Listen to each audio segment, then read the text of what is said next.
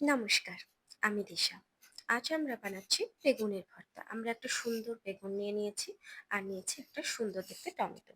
দুটোকেই আমরা খুব ভালো করে ধুয়ে মুছে পরিষ্কার করে নেব। আপনারা দেখতে পাচ্ছেন আমি ধুয়ে নিয়েছি, বেগুনটাকে মুছে নিচ্ছি, এবার টমেটোটাকেও মুছে নেবো। আপনারা কে কি স্টাইলে বেগুনের ভর্তা বানান আমাকে জানাবেন। আমি কি স্টাইলে বানাচ্ছি আজ আমি সেটা শেয়ার করছি আপনাদের সাথে।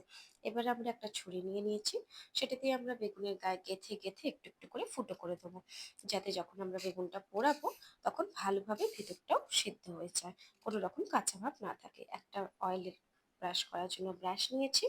এবার আমরা এটাকে খুব সুন্দরভাবে ভালো করে সব দিক থেকে ব্রাশ করে নেব। ঠিক যেভাবে আমরা কোনো প্যানকেক এক্সেট্রা ব্রাশ করি ঠিক সেরকমভাবে আমরা এটাকেও ব্রাশ করে নেব।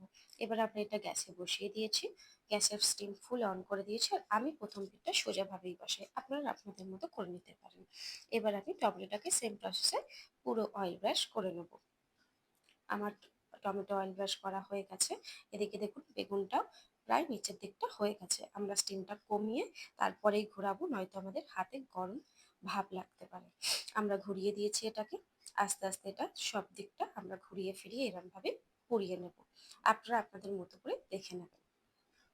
পুরো বেগুনটা পোড়ানো হয়ে গেলে আপনারা দেখতে পাচ্ছেন ধীরে ধীরে হচ্ছে, স্কিনটা দেখুন ধীরে ধীরে কালো হয়ে যাচ্ছে, তার মানে বেগুনটা ধীরে ধীরে ভেতরটা তৈরি হয়ে যাচ্ছে।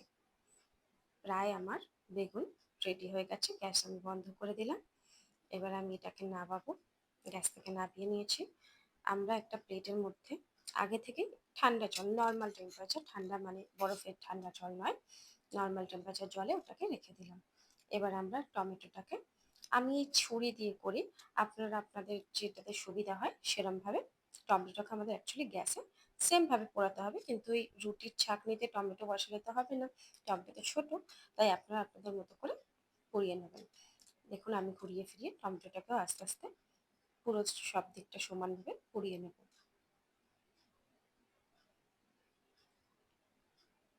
প্রায় আমার টমেটোটা হয়ে এসেছে। আমি একটু গ্যাসটা কম করে দিলাম যাতে ভিতরটা আস্তে আস্তে করে সিদ্ধ হতে থাকে।